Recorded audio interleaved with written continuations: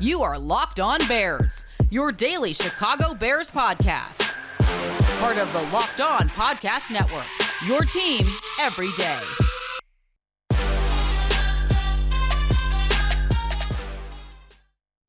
I didn't think it could get much worse than what we saw from George McCaskey and Ted Phillips at the press conference last offseason, but you'd think by now, covering the team long enough, we would start to learn, and yet still expectations disappointed once again from the chairman of the franchise.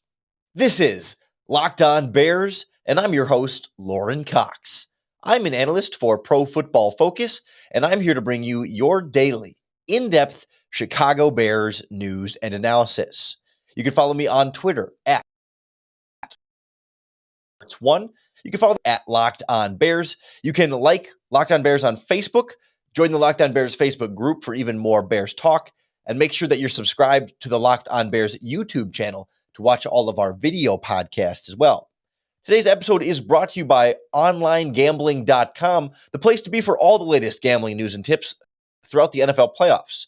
Visit OnlineGambling.com/NFL to get the edge over the competition throughout the playoffs all the way to the big game. On the show today, we recap the press conference from Bears chairman George McCaskey, and so many ways it was frustrating, embarrassing, tone deaf, just misguided. So many things seem to go wrong, and we'll dive in particular where the biggest, most notable moments were, right? I mean, it wasn't a complete disaster, but it was an opportunity for the owner to come out and say, you know what? Hey, things weren't going right, but here's how we're going to fix it. Here's why you should feel better, and here's where there's optimism. And this is the damage control press conference. And it felt like George McCaskey was able to do anything but. Like, he made the damage worse with a lot of the things that he said. And there's more than we can even fully get into through this podcast. And so I want to just hit on some of the big ones, but there were a number of different things that really stood out as strongly just, backwards or misguided or not well said, not well planned, and really not giving answers to the types of questions that Bears fans would have wanted answers to in order to feel better about the state of the franchise moving forward, right? They're admitting failure in firing Ryan Pace and Matt Nagy. And for Bears fans, that was supposed to be a big sigh of relief, a big point of like, all right, now we can move forward, right? This is going to be steps in the positive direction from here. And they wanted reassurance that, okay, things are going to get better and here's what they're going to do differently this time and all these different things. And we never really got that. Instead, we got George McCaskey saying, all right, here's how the search is going to go. Bill Polian, the former Colts executive, is going to be as part of this consulting type role. It's him and Ted Phillips and then Soup Campbell and their director of player engagement. I mean, there's a few different non-football people plus Bill Polian are now going to be involved in this general manager search and head coaching search. But George McCaskey ultimately says the buck stops with him, and he will have final say and the ultimate decision on both the general manager and the head coach. And yes, he is in charge of the team, and it is fully his right to say that and to do so, right? I mean, there is the board of directors is above him, and they have, tasked him with this responsibility. And so they are technically the group that would hold him accountable if there was actually accountability in this organization. But the board is mostly his entire family, and this entire family is not going to fire him for one playoff win in his tenure and only a couple of playoff appearances and losing record and all these different things that have gone on since George McCaskey has been the chairman. But he struck this weird dichotomy where he said, this is going to be our process and we believe in our process and we're going to make the right decision for our organization. And then specifically, he was asked about the question itself, and the other things he talks about here is not as critical as the first words of his answer. He was asked about Justin Fields and his evaluation of Justin Fields and whether or not that will influence which person they decide on as a general manager. But the way he answered this question eliminated so much of the faith in the process and contradicted a lot of some of the other things he had been saying. Hey, George, how would you articulate your current belief in Justin Fields? And then the next part of that, would you like to see him get involved when this reaches maybe the coaching search process? Would you like him to get to know some of these guys before you make that final decision? Well, I'm just a fan. I'm not a football evaluator. And as a fan, what I see is a dynamic player with a lot of potential, a lot of ability, a lot of heart, and a strong work ethic. So we're looking for a general manager and a head coach who will develop not just the quarterback position, but the talent around him and establishing a strong defense to help the quarterback to bring the Bears to success. Justin will not be an active part of the search process, but we'll be very interested to hear from both general manager and head coach candidates what their plan is to get the most out of the quarterback position for us. So the key part there is not about Justin Fields, right? Yes, okay, Fields is not going to be in the process, whatever, like he's a rookie. Not important. But the phrase there at the beginning, I'm a fan, not an evaluator, as though like, okay, McCaskey saying, all right, I'm not evaluating the quarterback here. I'm just a guy who likes the team and roots for the Bears. Sure. And I've heard a lot of arguments from people on Twitter of like, yes, most NFL owners are not football experts, right? They're business people or whatever you might think they are. But that's fine if your owner stays out of the way, right? If the owner says, no, I'm a fan, I'm not an evaluator, so I let other people make the football decisions, then that's fine. But the problem with McCaskey here is that he has said, no, they report to me and I'm making the decision ultimately on GM and head coach. So how can the fan base trust him to make a smart ultimate decision on a GM and head coach when he freely admits in the press conference that he is not a football evaluator and a fan? And so if he's not able to evaluate football effectively, then why is he responsible for evaluating general manager and head coach? You know, how can he be responsible for evaluating the people who evaluate if he doesn't know how to evaluate?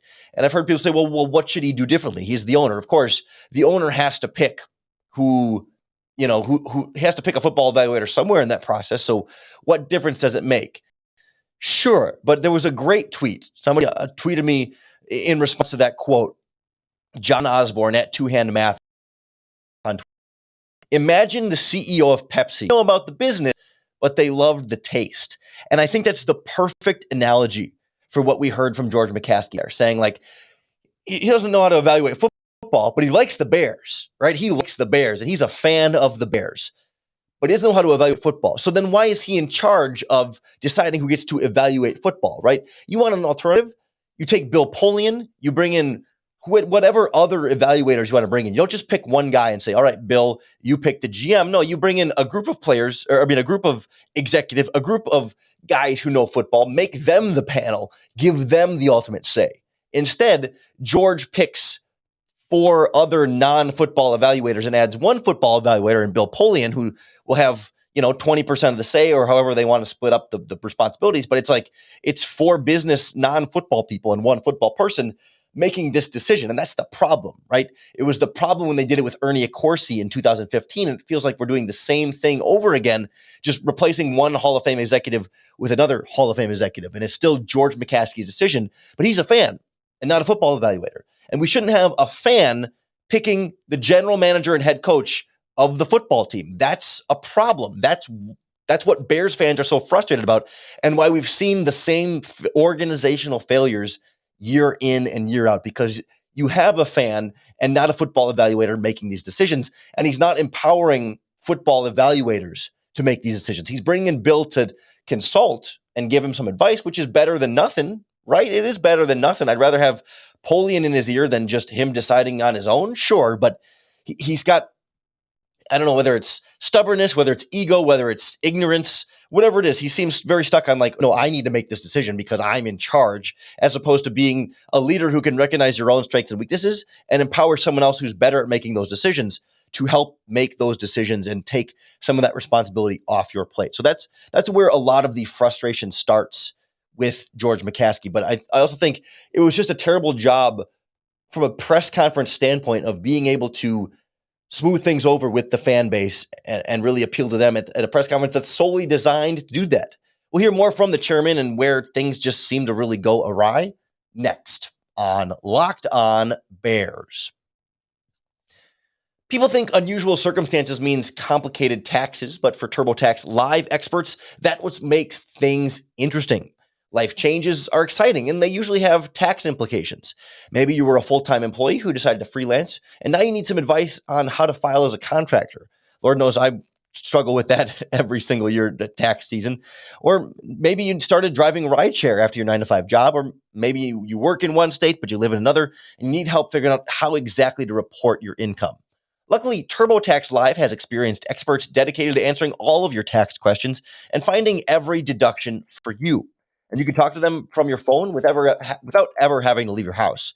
So whether you got married, had kids, or changed careers, TurboTax Live experts are ready to help you with your unique tax situation and give you the best possible tax outcome. To TurboTax experts, an interesting life can mean even a greater refund. So visit TurboTax.com to learn more. You do your thing, they've got your taxes. Intuit TurboTax Live. Plenty of interesting changes, interesting ideas coming out from George McCaskey through this Bears press conference. And it wasn't anything drastic. I mean, we did learn that Ted Phillips in particular will be involved in this general manager and head coach searching panel.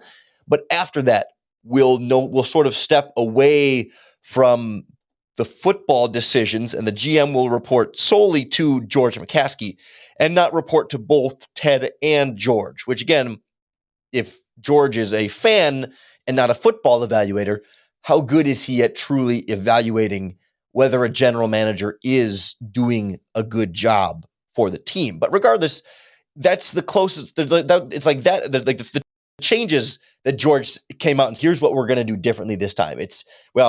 Ted's still involved in the GM and head coach search, so that's not different yet, but it will be different once they have someone in place. So that's new. That's something. The other new thing, of course, then Bill Polian is the executive they brought in at some point during the regular season to evaluate their operation from top to bottom and ultimately help recommend a change in general manager and head coach. And we will do a podcast later on this week or next week about Bill Polian in particular and why the pros and cons of Bill Polian as the consultant here. Some of the things he did well, some reasons to be concerned about Polian as a potential evaluator. We can't get through everything in just one podcast here after the big press conference. But Polian being involved in this process is new. It was Ernie Accorsi, the former Giants general manager, back when they hired Ryan Pace. Now it's the former Colts GM executive Bill Polian helping with this time around. And then this time, the other thing he pointed to being different is who is on their panel of people involved in the GM and head coach search, which again, Soup Campbell, Bill Polian, Ted Phillips, and their head of diversity and engagement, whose name I can't remember off the top of my head. Not football people, but different people. Instead of it being Accorsi, Phillips, and McCaskey, we're adding a couple others. And I guess, wisdom of the crowds, another brand. I mean, I do think Soup Campbell really does have a good feel for the senses of the players. Like, I don't think he's a bad person to at least take input in. Should his input outweigh, football executives who know more than he probably does at this stage of his career? Probably not, but he has valuable input. Not that all of them don't have some level of valuable input, but just again, that like you want experienced football minds and evaluators making these decisions. And when McCaskey admits he's a fan, you can sort of assume that Ted Phillips is also not a football evaluator. He's at best a fan. Soup Campbell, a former player, college football, et cetera, in the NFL, like maybe he's a football evaluator, but regardless, right? Not a great squad here of just full-on football evaluators. And so I was glad the Chicago media was not afraid to ask some of the difficult questions here that a lot of Bears fans are asking. It's like, okay, so George, if it's still you and Ted and some of these other non-football people, we've seen these same results over and over again, and you're still the one making these decisions and not, generally speaking, changing the process. I mean, McCaskey is still the one making the decision, still his final say on GM and head coach. So why should Chicago Bears fans believe anything different right now? And it was a great opportunity for George to share some real things about, We learned over the last few years that maybe with Ryan Pace or Phil Emery or whoever, we put too much stock in this and not enough stock in that, or we learned that this is more important now than it used to be, or all that stuff. And instead, we got just really, I think, a pretty tone-deaf, terrible non-answer, something even more like negative than a non. Like, you could have given me a word jumbled non-answer, but instead we got more of like a trust us, we're going to figure it out, without really answering the question he was asked. I guess coming off of actually what Ted just said, I mean, all due respect, at this point, I think the fans just care about winning football games. What you're describing in this process, I have to be honest, sounds a lot like 2015, where it was you and Ted. You guys hired Ernie Accorsi to come in to help you guys. And here we are 7 years later. So why should Bears fans trust that this time, regardless of the people you guys hire and their individual qualities, that it's going to result in wins on the field? Yeah, Adam, that's the important thing. And I don't think we're going to convince them today, or like I said, perhaps even the day that our next general manager and head coach are introduced. We've got to have results on the field. That's the only thing that matters. And that's when we'll win Bears fans over. Bill Polian talks in his books about decisions he made as a general manager that were considered wildly unpopular at the time, but eventually they bore fruit. And you have to be ready and willing to make what may very well be an unpopular decision if you're convinced it's best for the Bears. Few different things to pull apart there. One, I think it's important to sort of break it down big picture and say, like, really the question there was, George, the results haven't been good enough yet. Why should we trust that results will be different? And his answer was, the results will speak for themselves. And that's the whole, right? That the results have spoken for themselves, George. You didn't answer the question. How will the results be different this time? And he says, well, we can't convince you, so we'll just have to convince you with wins and losses. And that's not convincing. I mean, he's like, well, we're not even going to try to convince you, right? Like, I would have felt better if he had come up with some kind of, even if it's a fake nonsense answer about, like, we believe in Bill Polian. We've learned a lot from the last few years, and this time we're going to take this approach differently, or we want to slightly focus on this type of thing. And even if it's just, filler words to give you even just a fake sort of answer, but instead he literally was like, well, we're not going to convince you, so I guess we're just going to have to do it on the field, won't we? And that's what it's been the last decade. That's why the question was, why is it going to be different? All you said was, well, it's got to be different, right? If we're going to convince you, it needs to be different. But that's not telling us anything about why it's going to be different. And that's why there's so much of this frustration. Like, you just had to give something.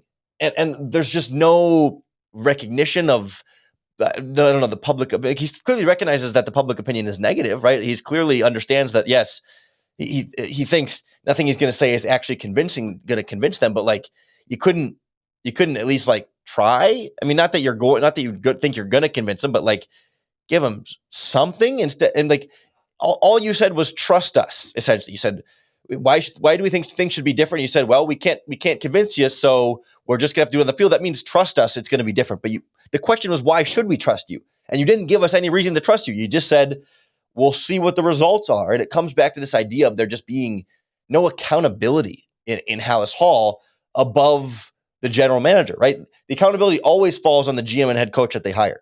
It never falls on the chairman. And he says, well, I'm evaluated by the board of directors, and the board of directors wants me to continue in this role and to make these decisions, because the board of directors is your entire family.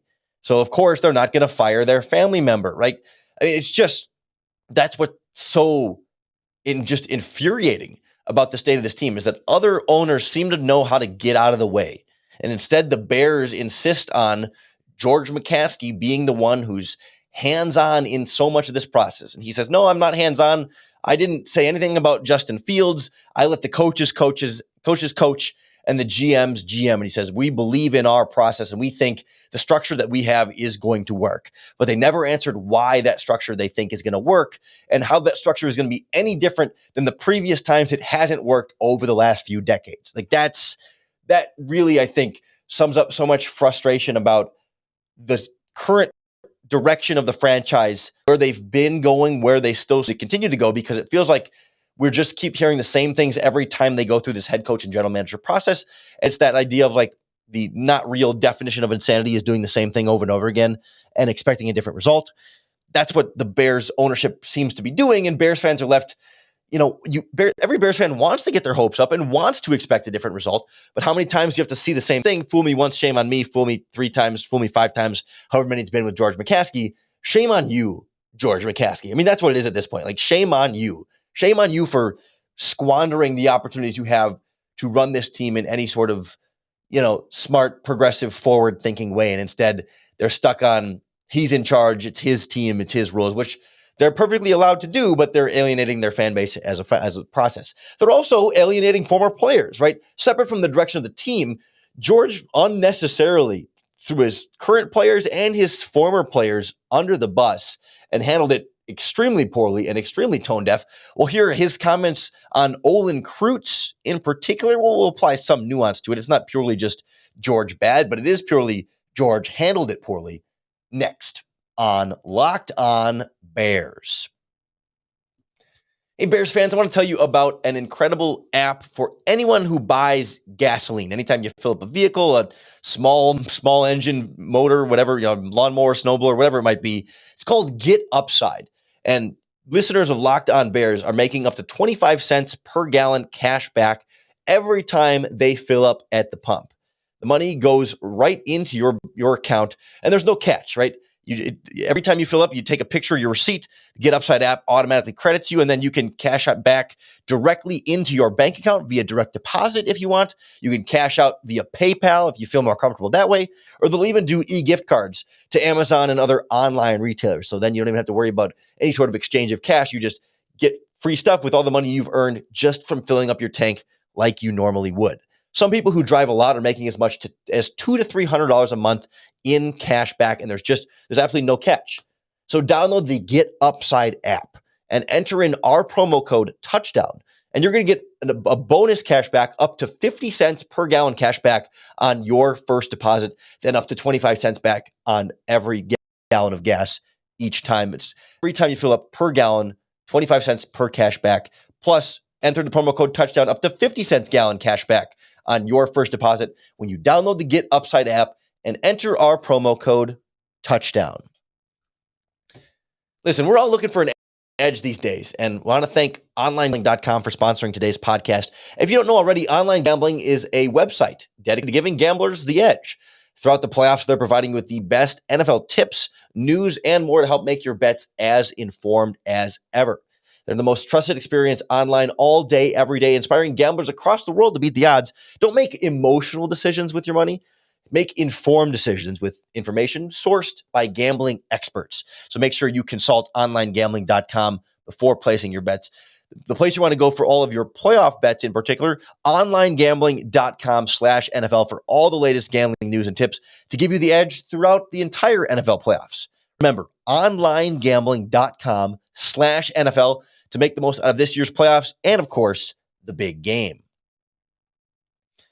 Feels like the Bears are just as far, if not farther, from the big game now than they were, 7 years ago when they hired Ryan Pace, 4 years ago when they hired Matt Nagy. Just the more things change, the more so many of those things seem to stay the same. And with everything that we heard from George McCaskey, right, he did not do a good job of selling Bears fans on hope and optimism as far as why things are going to be different now and why they're going to get this right and how the people they're bringing in and the decision-making process is going to be so much better. We've established that. And if that was it for the press conference, it would still be bad, but it wouldn't feel like nearly as much of an absolute public relations disaster as it did in two areas. One was George McCaskey calling out current players on the team, not by name, but by close enough, in saying some of like this. He was asked, and I'm not going to play the clip here because there's another clip to get to, but he was asked are there some things from this season that you point to that really hammered it home for you that a head coaching change and GM change needed to be made? And he said, among other things, this season in week 1, there was a play. His quote was, there was a play where one of our defensive players failed to touch down a receiver who had caught a pass and allowed him to get up and run in for a touchdown. And then in week 18, there was another defensive player who failed to touch and tackle a wide receiver after the catch. In week 1, that was Eddie Jackson. In week 18, it was Jalen Johnson. 2 players who are considered leaders of your secondary. One is one of your highest paid defensive players and a leader in Eddie Jackson. Although we were frustrated with Eddie Jackson, he still fits that role in the locker room, whether we like it or not. And the other is the young up-and-coming player in your secondary that Bears fans love, and it needs to be a future leader of this defense. Called them both out totally unnecessarily, right? He was asked, he could have answered that question with a non-answer and said, there was a lot of different things and blah, blah, blah, blah. But remember, he's not a football evaluator. He's just a fan. And yet he's able to evaluate, well, we didn't tackle the guys here. And he said, the other thing he said was that there were 2 games in the calendar year where we didn't score a touchdown until the final play of the game. So apparently he's a football evaluator in those moments, but not a football evaluator. He's a fan, right? He's just a fan. He's not a football evaluator, but he's enough of an evaluator to literally throw Eddie Jackson and Jalen Johnson under the bus totally unnecessarily in answering that question. But worse than that even, at least he didn't call them by name. And those are actually like bad things, and they deserve criticism for doing those things poorly. Like that, there's some validity to that. But worse than that was what George McCaskey said about Olin Kreutz. And we're going to play the clip. And this is not, and I will preface this by saying, like, I don't universally believe everything Olin Kreutz says. But most importantly, regardless of whether Olin Kreutz is telling the truth or stretching the truth, or even if he was straight up lying, this is not how you answer this question. George, Olin Kreutz told a story the other day about how the Bears offered him essentially somewhat of a consulting role with the offensive line for $15 an hour. Were you aware of that offer when it happened, and what was your reaction whenever you were aware of it? I've learned over the years to take just about anything that Olin says with a grain of salt, and I look forward to hearing that story again and hope he includes it in his Hall of Fame induction speech. So you're saying that it's not true?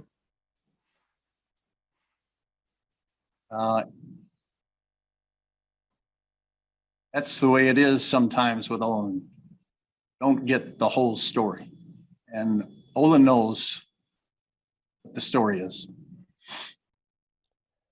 I was trying to think how many ways George McCaskey could have handled it worse. Right? I can think of about 1,000 ways he could have handled it better. But outside of coming out and calling him a dirty liar and, cursing him out, I mean, just literally like obscene, unprofessional things, it's about as poorly as you can handle that answer, right?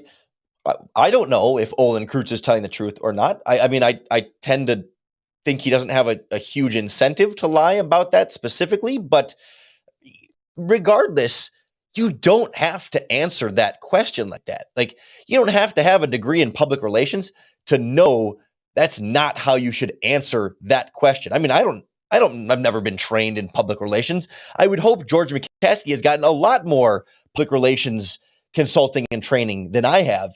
And he still answers that question by throwing Olin Kreutz under the bus. Like that's what you think is a good idea to say there. That's your plan. That's how you're going to respond there. I mean, you could literally say anything else. I mean, like all you have to do is give, again, the public relations non-answer of like, we're aware of the allegations that Olin has made, and we are concerned about the details, and we are looking into it. We're going to address it. We're investigating it. I mean, even if you're lying, even if you're not going to do any of those things, all you have to do is not call him a liar, right? That's sort of the bare minimum here of like what you're the owner of the team. He's a beloved former player. I mean, a player that Bears fans enjoyed watching on the offensive line. Now he's a member of the media and does a podcast and is on the post-game shows and all that stuff. And you completely just take him out, right? Again, it's not about whether Olin is or isn't telling the truth. It's just about like not creating enemies, like just being. I mean, you tried to be sort of respectful about it, but it didn't work, right? I mean, of course, like Olin Kreutz was furious and all those different things, like as he should be. Olin Kreutz like tweeted out, like, if he said that to my face, we're gonna have problems, and that's what's so spineless about it from George McCaskey, right? It's like, of course he'll say it there, but you think he's gonna say that right in front of Olin Kreutz? I mean, it feels like a character thing too, where it's just like, why do you have to call him? I mean, even if George genuinely believes that Olin Kreutz is making the story up or exaggerating or whatever it is, all you got to do is I mean, you could just give a non-answer. You have no reason to volunteer that level of just disrespect. I mean, is it too strong to call it disrespect? I mean, it's what it just feels like, not the way you treat any former player, especially ones who's beloved, when Bears fans are already peeved at you, George, right? You're not the good guy. You're trying to win fans over right now. They're already frustrated with you, right? So if you're trying to say it's me versus Olin, the fan base is automatically going to go with Olin on that, right? And like, don't get me wrong, Olin seems like a good guy. I mean, but he's not indefeasible here either, right? I mean, if you notice, he doesn't really criticize the center, Sam Mustipher, even when he's criticizing the rest of the offensive line, and even when Mustipher's playing poorly, because he helped train Sam Mustipher. So like, that's his guy, and he's not going to criticize him, and that's fine. That's his prerogative, right? So like, he is not a perfect figure by any means, but like, good God, man, all you had to do was not start a dumpster fire, not pick fights with former players. Like, that's like simple, easy stuff. Just say nothing. Give us the canned non-answer, and you avoid that. But instead, he creates this whole additional controversy and mess for himself in a press conference that he called, that's designed to calm the fan base, public relations. Let's ease things. Let's build optimism and hope for the future. And instead, we pick fights with a former player. We call out our current players. We don't answer questions about the process. We don't seem to be changing anything. We admit that we're not good at this, and yet still say, hey, trust us, we're going to get it right. They basically just saying, hey, we're doing everything pretty much the same way, but this time is going to be different. Trust us, even though I'm not an evaluator, I'm a fan, and let me also throw my players and current and former players under the bus. Great job. Press conference 101. That's how it was somehow worse this time than it was a year ago when we got the magical quote from George or Ted, who said, have we gotten the quarterback position right? No. Have we won enough games? No. But other than that, we're still doing well, right? I mean, hilarious joke of a quote that you can't just make up. I mean, it sounds like too unreal to be true. And yet somehow we found a way to top it this year. And that's really the state of the Chicago Bears franchise under George McCaskey as the owner. It's a frustrating spot to be. I don't have a good answer for you as to why I should be more hopeful, but I will say, I think at this point, I'm left sort of feeling like maybe they can luck into a good GM and head coach, right? The process that they're going by with which to hire a GM and head coach does not seem to be particularly well thought out and sound. That doesn't mean they can't still accidentally find a good one, right?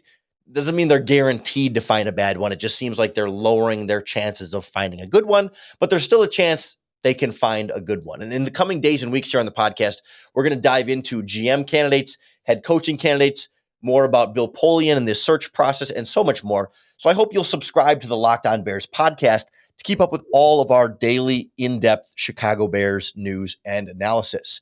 Even when ownership is disappointing and failing you, I hope the podcast can help you sort of get some group therapy along the way, help you feel maybe a little bit better about it, and most importantly, help you bear down.